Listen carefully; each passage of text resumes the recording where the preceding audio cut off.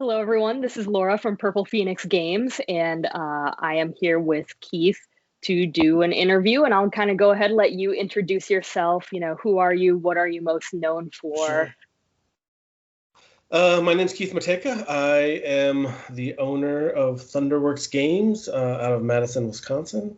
Been around since about 2013.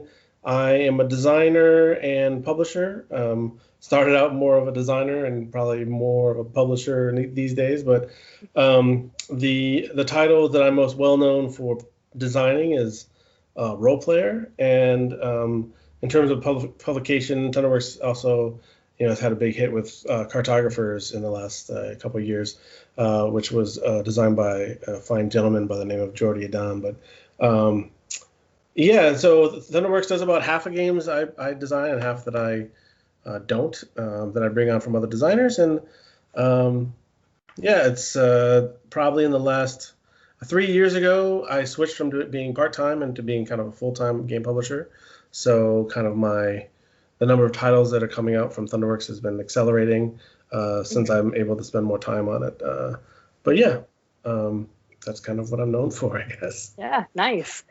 So yeah, I guess you mentioned a couple of your games, and we'll talk about some of them. Mhm. You got some games in the pipeline, and one of the newest ones that is in the works right now is Cape May. Right. So why don't you tell me a little bit about that game? Yeah, sure. So Cape May is from a designer named Eric Mosso. He's a fine gentleman from the East Coast. This is his first published design, but he has many design games, and he's always excited to show me his latest and greatest stuff. But so Cape May is a medium weight Euro game that's set in Cape May, New Jersey, around the turn of the century. There's like it's very Victorian homes, and that city was dealt with a lot of hardships with weather problems or whatever. But it's known as like the country's first big resort town, and Okay. so this game is set in that period and set in that city, and you are an entrepreneur, and you move around the city building. Commercial properties, which start out as shops and then get Okay. upgraded to businesses. And then you can also build residential buildings, which start out as cottages and then get upgraded to Victorians, which Oh, then get nice. kind of upgraded to landmark Victorians. And so you're kind of you on your turn, you get three actions, and you can do a variety of things.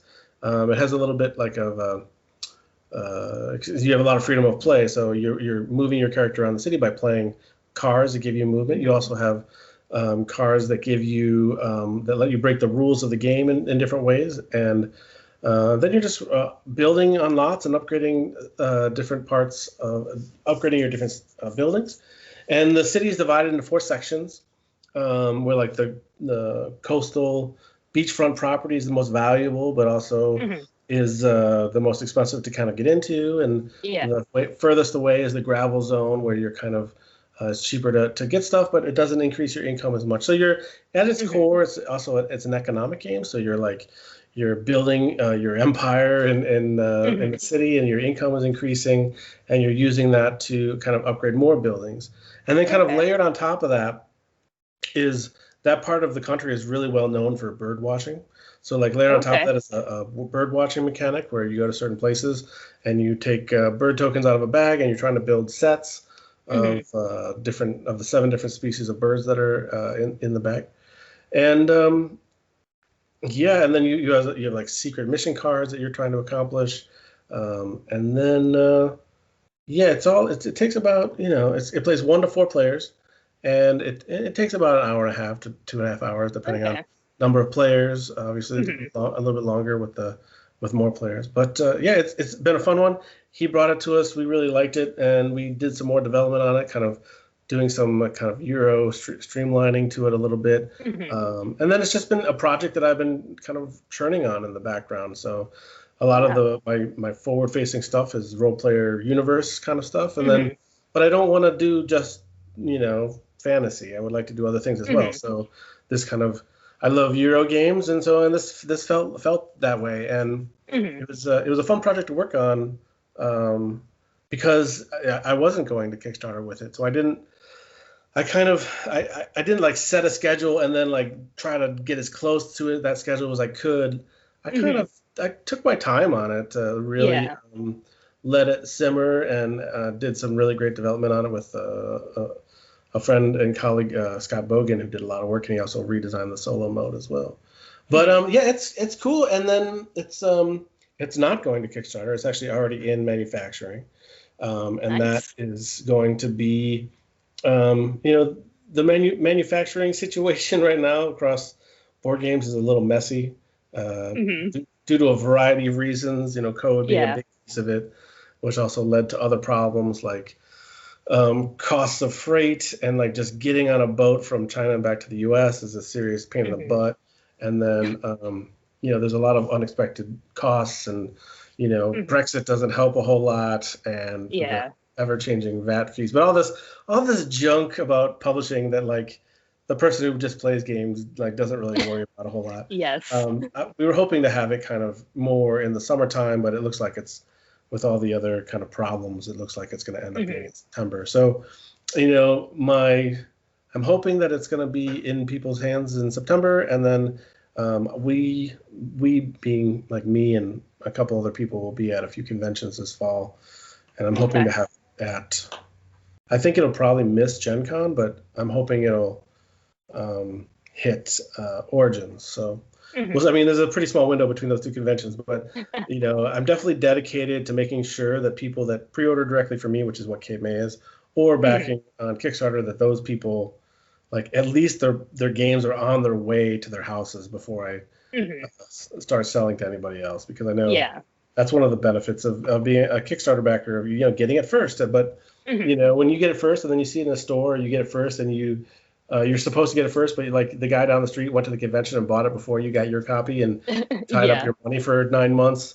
That's not a great feeling, and that's definitely not Hmm. something I don't want my customers and backers and stuff to feel. So Hmm. I want to make sure that like fulfillment is well underway before I kind of open them up to selling them at Hmm. conventions and stuff. But that's just kind of a side note. Yeah. So what about Cape May? It's available on pre-order at ThunderWorksGames.com right now. There's Okay. a mini expansion that you get when you do that. So Okay. during the pre-order period in the U.S., shipping is free. Outside of the U.S., it's not. If you're outside of the U.S. and you want a copy of Cape May, I basically say just pick it up in retail, and then there's a Hmm. mini expansion that you get for free if you pre-order through ThunderWorks. Um, it has one additional activity card, one extra event card. Event cards get flipped at the beginning of each round, and it kind of mixes up the Hmm. gameplay a little bit. There's one in there which is really fun that gives everybody an extra action for that turn. And then the other one, I want to say there's 10. I should double check the number, but I think there's 10. Um, they're called vocations, and they're just like one-time use powers that you can play Okay. anytime through the game. So you have the photographer vocation, and then like once per game you can activate it to Hmm. get that one little thing that you really wanted to Yep. get done or whatever. So, and those are fun, and so that's a mini expansion that comes free with the game when you pre-order through ThunderWorks, and then it'll be for sale on the BGG store or on my ThunderWorks store separately when the Okay. game's released. So Awesome. I, yeah, it's definitely a tricky thing as a publisher to create like incentives and like cool Hmm. promo stuff, but then also like make sure you're not like leaving people in the dust who like don't follow every single board game geek post, and that don't Yeah. troll Yep. Kickstarter all the time, so that like so that they can get that stuff too. I mean, I've had that Hmm. experience where like I buy some game that I heard was good, but whatever, and then I find out there's like some bunch of promo cards that I can't get, and then I'm like, well, Hmm. I got the lame version of this game, and so I Yeah. don't I don't want my customers to feel like that. So there's like Hmm. this really difficult like relationship to like create things to incentivize people to jump onto a Kickstarter project or a Hmm. pre-order campaign or whatever, to like get people excited about your game, but also make sure you're not like leaving people like down the road kind of Hmm. in kind of a bad situation. So Yeah. yeah, it's tricky. So that's Cape Yeah. May. I It's cool. I was gonna say I don't envy all the stuff you have to go through on the publishing side. I just enjoy the playing the game Yeah, side. it's so much easier. But I mean, Yes, for there's sure. a lot of joy in publishing too. Hmm. Um, you know, like it's basically just, ThunderWorks is me, and then my wife started helping out more in the last year. And I've got a couple, contractors and people that help out from time to time. But at the end of the day, Yeah. most of the hats for running a small publisher fall on me. So, Hmm. which is nice because you get to control everything. But if there's a Yeah. mistake, it's probably my fault. Um, so yeah, that's it's got its pros and its cons. But there's Hmm. definitely some parts of being a game publisher that I like a lot more than others. But Hmm. For it's sure. all it's all kind of fun. Nice. The other cool project we should talk about is Up Breakout. Hmm. Um, so that's in addition to Cape May being available for pre-order through the ThunderWorks site, the next Kickstarter, which is an expansion for a game called Lockup. So Lockup came out. Actually, Lockup, it's interesting. So Lockup we did a Kickstarter for a long time ago, the original Hmm. version. But Lockup and Cartographers, which Cartographers didn't have a Kickstarter, it was straight to retail. They both came out at the same time. They both came out at Gen Con like 2 years. Oh, okay. But it's interesting from like a publisher's perspective to kind of see how those different games are perceived. Hmm. Not, I mean, they're very different games, but they're also kind of in the Yeah. same universe. Hmm. Um, and Cartographers was a brand new thing that people hadn't heard much about. It didn't Hmm. have like a Kickstarter. It didn't have people waiting for it for 9 months like Lockup did. But Yeah. so they both kind of came out, and Cartographers did really, really well, and Lockup, had a successful Kickstarter and was fine. But Hmm. it's a different type of product, and it's definitely Yeah. it found an audience, but like Cartographers found a bigger audience by far. And some of it Hmm. is price point and approachability and kind of Yeah. level of interaction, because Lockup is a relatively interactive game. Hmm. Some people like that kind of thing, and some people don't. Whereas Yeah. it seems like everybody likes drawing maps, is what I just found out. So, Yeah. but they both kind of came out at the same time, and then Lockup, it's done well, and it's kind of at that point in the product life cycle where it was like, well, is kind of Lockup done? Like, does this game Hmm. sunsetting, Yeah. or is there like more interest in this thing? Hmm. And then so we decided like let's inject a little bit more fun into Lockup. So Hmm. Stan had an expansion that was ready to go. Stan Kordonsky, that was the game designer, Hmm. and he brought me. We talked about it, and he said, "What kind of expansion do you want?" Which is great, because and I said, like, I want to do like a small expansion that carries a big punch, but Hmm. doesn't change the core gameplay too much. Yeah. But I didn't want to do like just more cards or just more, Yeah. whatever it is plus one. It's got to be Hmm. something more than that. And Hmm. we planned for this a little bit too. Like if you're familiar with Lockup, there's these plastics, conveniently located right on my desk. There's these Hmm. trays that hold the pieces, Yeah. and yeah, and like we intentionally designed these so that if we ever decided to add another tile, it would fit. So so, Oh, so nice. it's always like trying to be future proof the things. Like Hmm. whenever you're building something, like what could we possibly do in the future that if I can make a decision right now and that'll save my butt. Uh-huh. So we added another tile, we added more cards like you expect, but Hmm. Lockup Breakout adds another small board, and kind of the idea was like, hey, I want this expansion to fit in a cartographer size box, and it'd Hmm. be kind of like that $25-$30 price point. Yeah. Um, and I kind of gave those specs to Stan, and he just delivered that, which was really awesome. Hmm. Nice. So yeah, we've got a new board, the Catacombs Board. If you're familiar with the role player world that is evolving, and I'm Hmm. so excited about, we'll talk about it later, is Role Player Adventures, which is gonna Yeah. kind of really expose people to all the world building we've been doing for the last 4 years. Hmm. But Yep. one of the big pieces there is the adventure that is in Role Player Adventures, which is a totally separate game, takes place in the same prison that Lockup takes place in. And Okay. in the adventure, in Role Player Adventures, you go into the catacombs underneath the prison, Hmm. and that wasn't really represented in Lockup. And so now we're Hmm. adding a board that kind of represents that piece of the Yeah. prison. Nice. There's all these Easter eggs, interconnectivity stuff that Hmm. we're doing, which I'm a sucker for. So Yeah, um, that's so cool. yeah, so we're doing a new board. and we're gonna basically you're gonna be able to break out, so that means and the sooner you do it, the more points you'll get. And there's also you can go to this tomb that's under there called Cathandor's Tomb, which you'll find out who Cathandor is when you play Role Play Adventures. Okay. But we'll see.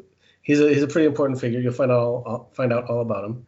And then that's kind of the centerpiece and really the visual element that's added. But there's a very the subtle gameplay piece, which is like in Lockup, you go to a bunch of different locations, and you put your tiles down, and you're fighting over different things. And now with the expansion, there's like a card that flips, which basically acts as an additional room that changes each round. So, and some of those, like, you don't want to ignore those, right? Like, some of them are pretty intense, but like, and the way it works is that you put out all your tiles like normal, except you have to at least keep one behind. And then whichever one you leave behind, they go face down on that one last card, which acts like a room. But you can't like put a bunch of characters on there like you can on other ones. So you're limited. And it really adds a lot of tension to the game. The thing that I really like about Lockup is that, the mechanics are there, but like the fun of it for me is the interaction between the players. Like, I see what you did. And I don't know, how bad does this person really want this? Like, kind of like above the table part of the game. And the expansion adds a lot more of that, So awesome. Anyway. Lockup Breakout is on Kickstarter through the end of this week, so on the 11th, I think it's done, and then we'll open up the Pledge Manager after that. So we're offering, if you don't have Lockup, we're also offering a reprint of the new game plus the expansion, and then we have these plastic tiles. So the tiles in the original game they look like this. This is part of the red set, and they're just cardboard. People who play it a lot have asked for like something more durable. So this one is actually a plastic one. You can't really see it that well. Oh, okay. So there's a set of the plastic ones, and they'll be a little thicker than this, and we're going to do silver paint on the back instead of white. Then you can pick up a set of these that include enough tiles for the base game and the expansion for $15 on the Kickstarter. So that's kind of the little bonus cool thing. And Lockup. I don't know. It's gonna be cool. I'm excited about it. Yeah. And having those plastic tiles is really nice because sometimes, and I do this too, I'll have games that I really like and I'm like, okay, I have all the stuff, but it's like, you can bling them out, make them a little nicer. So those plastic tiles, just makes it feel a little better and, it's more durable. Right. So that's cool that you got those plastic tiles. It's nice to, I think, as an option, because it's like, I don't want to put these in every single game and then basically force you to pay for them. Yeah. And like maybe somebody's happy with the cardboard ones. Like I never, the number of times that I've gotten requests to replace the cardboard chits is like maybe twice, So like obviously they're holding up fairly well for people. But if people just want that extra thing, here you go. And it just means the people who don't want it don't have to pay for it. Which is kind of nice. And they, there is this whole topic of like board games getting more blinged out or getting more, the production values keep skyrocketing. And all those things are great. But it's like, I always think about those things. It's like, well, how far do we take the production? And there's a lot of pieces to calculate as part of that. It's like everything that you make cooler is going to cost money, which means, and that means that, that means the price of the game goes up. And especially with the freight costs in the last 6 months, like game prices are going to be going up. Like a lot of publishers have been kind of absorbing those costs, but prices are going to start going up. And it's like, I don't know how many copies of like a $70 version of Lockup can sell versus a $50 version. Yeah. Right. So, but I think the part that is cool is that there's these third-party companies like, your Broken Tokens or your Folded Spaces or your people, what's the name of that company? The Meeple Source people. Like they can offer these like kind of premium upgrades for people who really want them, but they don't have to like figure out how to make how to sell thousands of them for them to make Yeah. sense. Hmm. Yeah, it's interesting. Anyway, anything else about Lockup? I don't know. I don't know. I guess this is like a standalone game in the role player universe. Right. So So yeah, how there's did kind of that like kind of get started there? yeah. So obviously there's role player, and then there's like Mhm. the two expansions, Monsters and Minions and Fiends and Familiars, and kind of we were the Lockup one was kind of the one that started the adding more things to the world. So Okay. I had been working on role player adventures in the background, kind of, I oftentimes would get this feedback when playing role player of like, this game's amazing, but I want to do something with my character. So Yeah. that's kind of where the Monsters and Minions and the Fiends expansions come from. Where Mhm. like, those were kind of like my half answer. Like, you get to do Yeah. something with them, but they're not really. You're not like going on extravagant adventures or anything. Hmm. And Yeah. I'm not like I mean, I played a lot of role playing games, but like I don't really feel like that's my wheelhouse in terms of designing or creating one. So Hmm. um, I thought something narrative would be amazing, but I would want to do something, like a DM-less kind of thing. Hmm. Um, Obviously, I always loved like the Sherlock Holmes consulting detective games or the stuff that Ryan McCott was doing at Red Raven, and Hmm. I was and all these exit games and unlocks and kind of things that have Yeah. more of a narrative to them were coming out, and I was Hmm. like, well, that's what I would want to do. Um, but I just knew to get it done, it would take a lot of writing, and Yeah. like I'm not a writer. Like I can write things, but like role player adventures turn out to be over 420,000 words. I am Hmm. not that level of Jeez. writer. I mean, Yeah. even looking at board games that are narratively driven, like Hmm. sometimes it feels like the writing is a little lacking, at least from my perspective. Hmm. So I was like, if I want to do this, which I wanted to, I felt like I'd have to work with somebody, and that person Yeah. just like didn't show up for a while, and then suddenly they did. Like Yeah.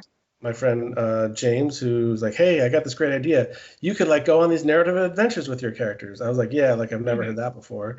But Yeah. he's like, no, I'm serious. I was like, yeah. He's like, yeah, I'm a writer. I'm an English teacher, and Yeah. I was like, well, I forgot about that. So, Yeah. Yeah. and I remember saying to him like, if you want to do this, I'm on board, but Hmm. this is going to take like 3 years to do. Yeah. And he said, "Okay, let's do it." And we did it. So I'm like super excited about role player adventures, and Hmm. um, I'm just so I just want people to play it. And the thing that's been tough about role player adventures is because it is a narrative story, and I don't want to spoil it for too many people. Hmm. So it's kind of hard to talk about it like really in depth without Yeah. giving too much about the story away. Hmm. But we started working on that, and that was happening in the background. And in the meantime, I met Stan at a convention, and he showed me Lockup. He called it Fantasy Lockup at the time, um, and I thought it was really cool. Yeah. So we signed it, and then I saw him. I think actually he designed another game called Rurik Dawn of Kiev that was published by Okay. Peacekeeper Games, whose Peacekeeper is also in my hometown. And we met with Stan, and he showed us that game. And I was like, Hmm. I'm busy with Lockup. You should publish this one, because Yeah. I like that game too. But I remember Stan talking to me in the lobby of this game store and saying, like, hey, why don't we just put Lockup in the role player universe? I was Hmm. like, you're totally right. Like, if I'm gonna have like a fantasy game, then why would I create like another fantasy thing? Why Hmm. don't I just stick them together and then kind of Yeah. benefit from like world building with them together? Hmm. So we had, rope, and at that point I was like, okay, Lockup is going to be in the role player world, and then I went back to James Ryan, who was working on the writing stuff for our role play adventures, and I was like, all right, we need an adventure in a prison now because we have this Lockup game coming. Yeah. And it's like, okay, Yeah. That's awesome. and then Cartographers fell in after that, Hmm. and then those obviously Cartographers Heroes is coming, which is another Cartographers game, and that kind of continues on that. And we've there's more games coming in the world of role player. Okay. Some of them are expansions, extensions of what already exists, and some of it is like brand new titles. And it's kind of like we've started to try to like organize our thoughts about this world a little bit better.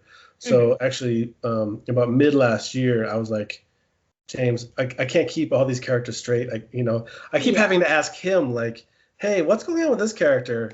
Like, or I'll find something that contradicts something else that somebody wrote. Oh, yeah. Same character. I was like, we need to get our info straight here. So I started like an internal wiki site that has like all the gods and all the. I mean, it has what we have. It's not like it doesn't map out the world, but it's like let's just get all the information we have and put it in one place. And that's been super useful. And then we're gonna make that public for people to use if they or to read through or whatever when Role Player Adventures comes out. Because that's awesome. One of the goals, for me at least, is that when Role Player Adventures comes out, people enjoy it, have fun. That's great. But I want to support a community of people who want to make additional adventures using the systems that we've created. Yeah. So cool. Them having access to like the world timeline or like reading about some more details about some character that maybe they popped up in, because some of these characters are popping up in the expansion for Lockup.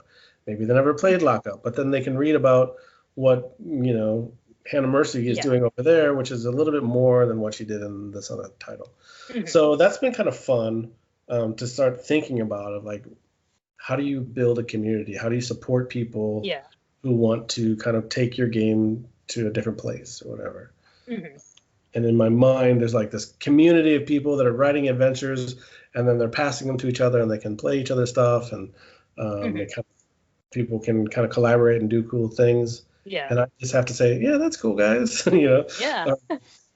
So yeah, Role Player Adventures is a big box game coming. We ran the Kickstarter last year, and it's coming in September. Right now is the goal. It's and then it also has an expansion called Nephros' Judgment, which is being released alongside the same game. Okay. And it's if you've ever played Role Player before, which I assume you have. Yes. In the game, across all three both the base game and the two expansions, there are these backstory cards, and they basically just tell you where you're supposed to put your colored dice.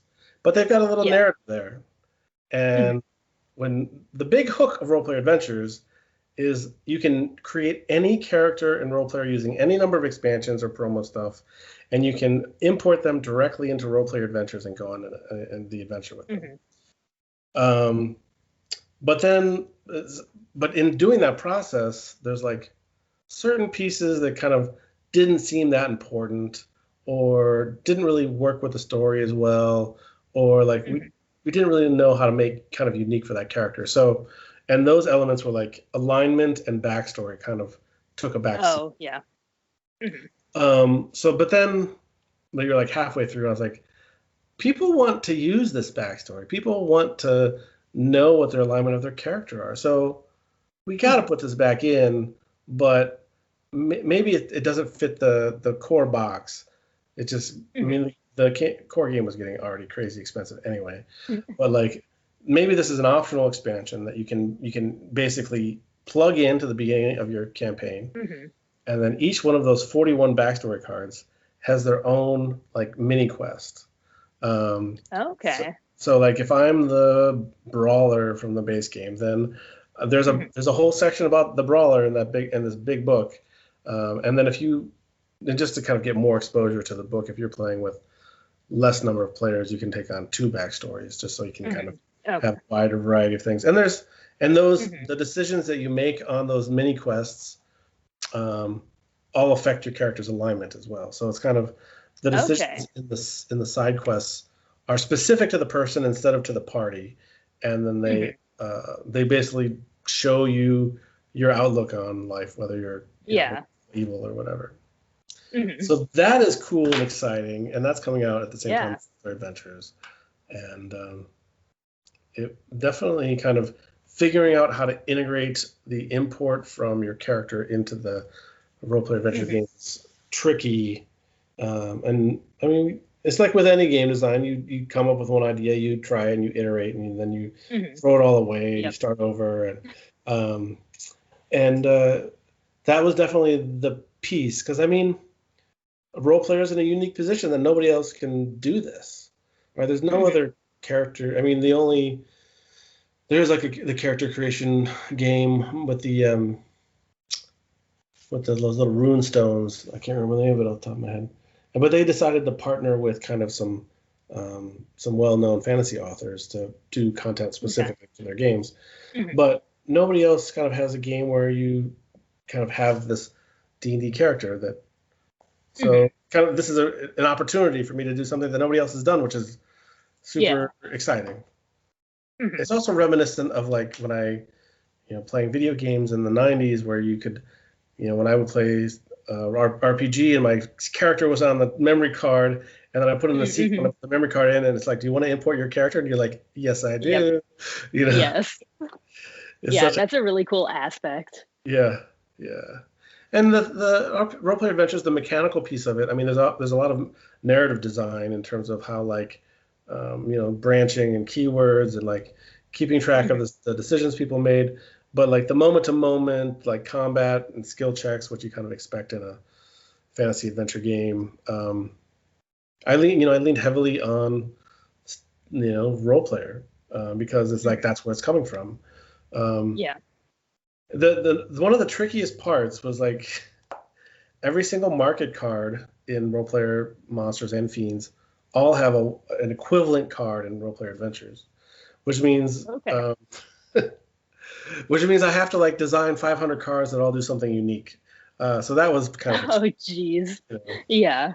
So like, I mean, it's not every single card is unique. Like basically the like the chainmail helmet and the chainmail one of the other pieces, they work pretty much the same. But they work pretty much the same in the base game, so that seems like okay. But if I have First Ring and I have a Smooth Silently card, they have to work different. So that was something that was kind of really tough to figure out, where like, because the game is all about, I mean, besides the story, which is the main focus, but the mechanical piece is all about rolling dice and manipulating them to get the values you want. Yeah. Very role playery. And there's limits to the ways that you can manipulate things. Like, I can come up with 400 different cards that all manipulate them in a different way. That part was challenging. But it turned out good, so that's cool. Yeah, that's awesome. Yeah. I'm just I'm reading some of your you're good. RPG. So Role Player Adventures is interesting, in which it's all about branching storylines, and there's like multiple layers of story. There's like the core narrative. It's like, oh, you're trying to go get this thing, or you're trying to go rescue this character, or you're trying to whatever, which are kind of story tropes like. But then there's another layer where you can use items that you collect throughout the game, and it kind of feels a lot like playing a point-and-click adventure game from the 80s, like a Day of the Tentacle or Maniac Mansion or something, Police Quest or whatever, all those little games. So some of it has that piece of it. We're like, well, I've got this thing. I'm trying to use it over here, and there's actually quite a bit of humor that gets injected into the story there too. It's like, if you tried to use this ball of silver with, I don't know, I'm trying to think of something off the top of my head, something totally crazy, then we can't, we don't do that doesn't work here. It's more like, we come up with a scenario where like, oh, you start juggling these balls and you hit yourself on the head with health, which is like, you didn't come up with the best combination, but something fun happened anyway. So that was well worth it. Yeah, that's cool.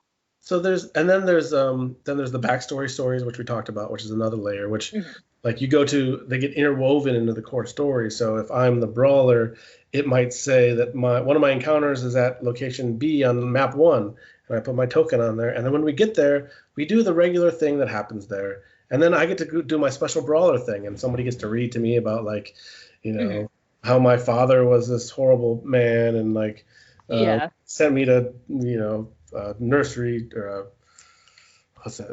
some kind of boarding school where I became a great boxer. And, like, he wants all of them. I've earned or whatever. I don't know. I don't remember what the story is, but um, so there's that piece. There's item usage. There's the main story, and then there's like choices. You've got three factions that you kind of track how well they like you in the game. There's the King's Guard, which are kind of the good guys, kind of. Okay. Everybody has their own motivations, and so the good guys, of course, they think they're good, but the second is the Dragool, which are kind of, they think the knights, the King's Guard, are trying to be dictators and take over this land that doesn't belong to them and all this stuff.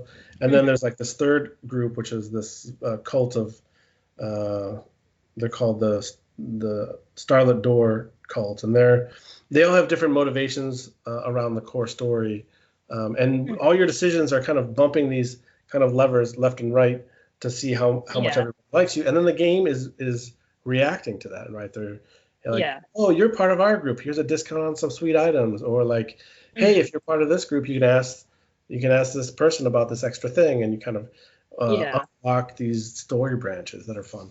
So at the end of the day, I mean, there's a question here about like replayability, right? So at the end of the day, Roleplay Adventures is not a highly replayable game. You can run through it with different characters and making different choices, which probably is well worth 2, 3, 4, 5 plays, but it's not it's not like a standard board game where you're playing it over and over and again, and it's just the result of it having a narrative, right? So there's, I mean, I sometimes I go back and I worked in video games for 15 years, so like oftentimes my touch points are about video games. But I mean, I remember working on video games that had like randomly generated levels and randomly generated whatever, so you have this infinite amount of replayability. And oftentimes that it was really hard to design something like that was good, that would generate really good experiences consistently. Whereas as a game player, I much prefer a tailored, like, crafted experience for the player, that maybe they're not going to play it a million times, but when they play through it, they're going to have a great time. And that's kind of the methodology on this game. I want to do a really cool, have people experience this really cool storytelling game, and that's kind of it. It's like there's a lot of games that work that way. I mentioned Sherlock Holmes Consulting Detective, and that's like another one that, like, once you played through the case, you might like play through it again in a couple of years or something, so that you don't remember all the details. At the end of the day, it's a great game, but it's not highly replayable. Yeah. But then also along those lines, like, it's pretty beefy, so it's not like you're gonna finish it in one day. So you'll have. There's 11 adventures, and each one, the first one is the shortest because it's kind of a tutorial, and that one's for you can play for free on Tabletopia or Tabletop Simulator, which, as a general note, Cape May and Up Breakout are both on both Tabletop Simulator and Tabletopia for people to try out. Okay. But Roleplay Adventures, I only gave out the first adventure because I don't want people to spoil too much of the story, and it's the shortest adventure, and it's kind of a tutorial. But most of them take 2, maybe 3 hours to play, depends on how many people you have and how much exploration you want to do. If you want to just kind of zoom for the exit, then you're going to have a shorter gameplay experience. But if that's what you want to do, that's fine with me. And then the last adventure, the 12th book, is designed, it has more randomness built into it, so that when you play it over and over again, you're going to have different experiences. There's a skeleton that the story kind of sits on, but like all the internal moments are on a randomization table. So if a normal adventure has like 6 what we call road encounters, which are like not the story beats, but like the things that happen between the stories. I think the last adventure, instead of 6, it's got 36 different encounters. So, you're going to play through it, and you're going to hit 4 to 6 of these encounters, and there's 36 of them in the book. So, replaying that last, what we call it a side quest as a result. So it's kind of encouraged to play that one over and over again. And it's not part of the main story. So like if you want to just, you've got a group of 4 people and you always play RPA on Tuesdays, but, Billy Bob couldn't make it. So, but Janet's there and she wants to try the game out. You can just kind of pull out and play this adventure, and there's actually rules for adding and subtracting characters as well. Okay, nice. So you can like play the side quest, and then you can kind of jump back into the main campaign later. Yeah. So, okay, that's awesome.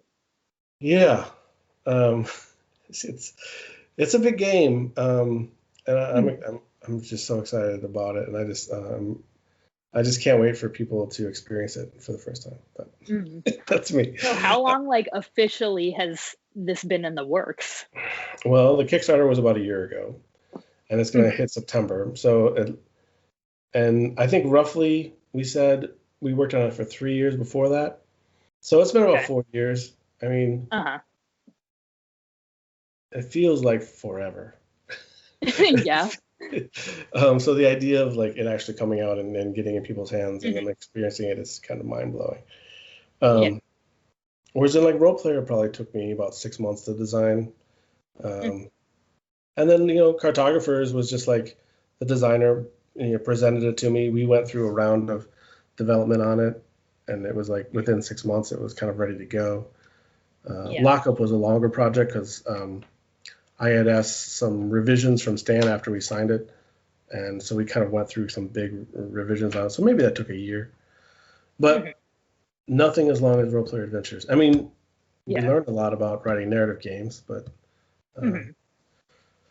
anyway, it's a thing. So I mentioned Cartographers before. So the new version of Cartographers is called Cartographers Heroes. So, and this is coming from so I guess to give you some history, the original designer is Jordy. He's Brazilian, and he had designed the game. And then we had given it to a gentleman by the name of John Brieger, who did a lot of development for me. He did development on Lockup and Cartographers, and he did a bunch of work on it. And then and that came out, was great. And then in the meantime, Jordy had gotten a job at CMON in Brazil, and he was kind of told that he's not really supposed to work on things that aren't CMON. So then, but we wanted to do this game, so that kind of John Brieger kind of took up the helm and designed Cartographers Heroes, and then kind of bounced it off Jordy to make sure that like we weren't going into crazy town. And then we have these 3 map packs. So the things that the base game adds, it's a standalone game because we wanted to make sure that people could get in Cartographers no matter where they are in the timeline. Which is another reason why I made the expansion for Role Player Fiends and Familiars not require Monsters and Minions. Because if Monsters and Minions is out of print, you can still buy Fiends and Familiars and enjoy it. And this is kind of similar, where it's a standalone game, but you can mix and match certain elements. If you're not familiar with Cartographers, which I'm sure you are, it's a map drawing game. Plays 1 to infinity number of players as long as you've got a map sheet and a pencil. Cards flip. You're drawing villages and forests and fields, and all trying to meet these scoring goals. So there's four scoring goals in each game. And you mix and match them. And there's 16 in the main box. So the new box, Cartographers Heroes, has another 16 scoring goals, and you can mix and match those with the old ones to add more variety. There's this idea of heroes, which is in the name, so there should be heroes, right? And so what happens is when a hero card flips out, you get to draw a little hero, and then he's got like a hit box that he can attack. And then it can either damage monsters, which are on the board. So the base game came with 4 monsters. They're called ambush cards. And there's 4 new monsters, and they're actually a little bit meaner than the ones in the original box. Okay. But they all have special abilities. So one of them, for example, is the zombie. He's a 1x1 little square, but at the beginning of each turn, he multiplies, and they multiply, and they multiply. Oh, geez. And then there's like a big dragon, and he's cool because if you surround him, you kill him early, then you get 3 gold. So like suddenly you're rich, and you can you're getting points, or if you have the skill cards, you're getting more actions there. And so there's these 4 new monsters. They're all cooler than the original. And then now we have these heroes that can basically kill the monsters. so they can put X's over the monster spaces, Mm-hmm. which is good because monsters give you negative points, and nobody wants negative points. Yep. Yes. So the heroes are fun, and then the new cards that you flip, they're like different combinations. I mean, they're not wildly different than the original game, but they're different kind of patterns. And once you played Cartographers a few times, it's nice to have some different patterns. Yeah. And then there's 3 map packs. So Cartographers of Heroes, same boxes, Cartographer size. It's $25 price point. And we ran a Kickstarter for it. It was very successful. And you can pre-order it from my website now that the Kickstarter is over. But that is coming to backers and pre-order people in September, just like with everything else. And then there's 3 map packs, which are like mini expansions. Well, more than a mini expansion. It's like a brand new sheet. It's got some thematically cool thing.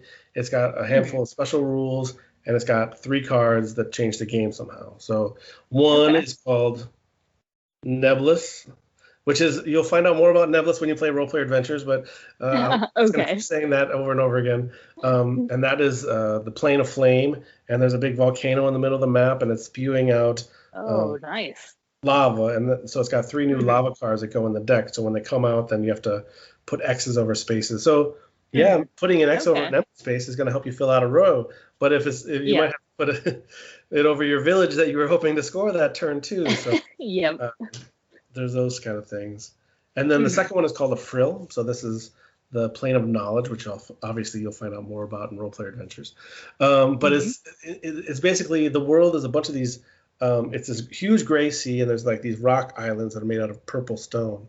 And so as a result, in Cartographer Map Pack 2 of Frill, there's islands. Instead of one big open space, there are islands that you're placing things on. And then you have to spend coins to connect the islands to start building on the next one. Okay. And that one comes with 3 new pattern scoring cards. So you kind of throw out the old pattern cards for when you're playing on a Frill, and you use one of the 3 special ones. And then the third one is called Undercity. And that one has a line across the middle of the map. The below is below ground and above is above ground.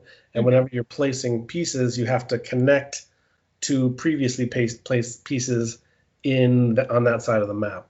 So usually cartographers just draw wherever you want. Well, when you're playing Undercity, you can't. You have to do it that way. Oh, okay. It's got some scoring cards too that you kind of specific to that. Yeah. So those are all coming. And they're offered individually. And then there's also a super awesome, cool Cartographers Collector's Edition that has Cartographers Heroes, Map Packs 1, 2, and 3, 20 colored pencils, and enough space to put the original Cartographers in there too. Okay, nice. So that one is not going to retail, but you can order it directly from ThunderWorks at any time. And that's coming in September as well. And awesome. So that's Cartographers Heroes. It's great. Cartographers has done really well. People love it. It worked really well for people during the pandemic. Yes, for sure. And the plan is to continue to build and make more cool stuff as long as people seem to want cool stuff. So that's awesome. Yeah. Cool. Awesome. What else is going on? I could talk about, just kind of stuff that we're doing and selling. So ThunderWorks, we've got a bunch of stuff coming. Obviously, the near stuff we've been talking about, but we do have more stuff in the works. There's a game called Tenpenny Parks, which is an amusement park building game with art from Vincent Trey that's coming. It used to be called Theme Parks, but we changed the name of it recently. You can find that on Board Game Geek. And so that is probably the next thing past these things. I mean, Lockup, Expansion, and then Tenpenny Parks, and then you've got some other secret stuff. And then, if you ever have trouble finding ThunderWorks stuff, you can always go to ThunderWorksGames.com. We sell a lot of kind of I don't want to say tchotchke things, but kind of add-ons and accessories. It kind of started from going to conventions, and I would just have games for sale, and people were like, what do you have that's not the stuff I can find in my game store? And I'm like, no. Oh, yeah. So then it turned into like, oh, I've got playmats and I've got, Yeah. this insert or whatever. Oh, So cool. now Mhm. I have all that kind of stuff that I sell at conventions, and then I also sell it on my website as well. So if Mhm. you are a Cartographers fan and you need to have one of the two different Cartographers playmats, you can find it at www.thunderworksgames.com. So Okay, that's perfect. yeah. Mm. Nice. But yeah, so if anything, we'll put the links to your website and all this stuff in the description of this and stuff like that, so people can find it if they need help. But yeah, is there anything else that you are wanting to talk about? I think we hit on most of my questions. Yeah, I mean, yeah, that's pretty good. Okay. There's lots of cool stuff coming, and Mhm. keep an eye out. Yeah, for sure. Definitely.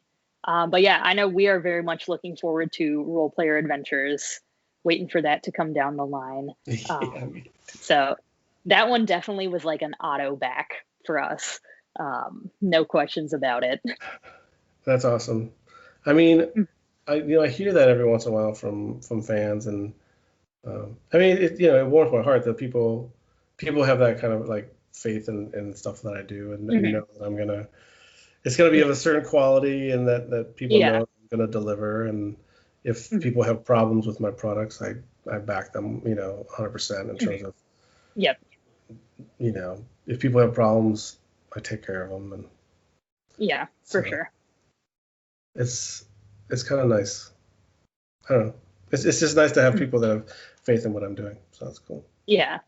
No, you put out some great stuff, so it's been awesome. It's not disappointed, so we definitely will continue being there for you. Awesome. Yeah.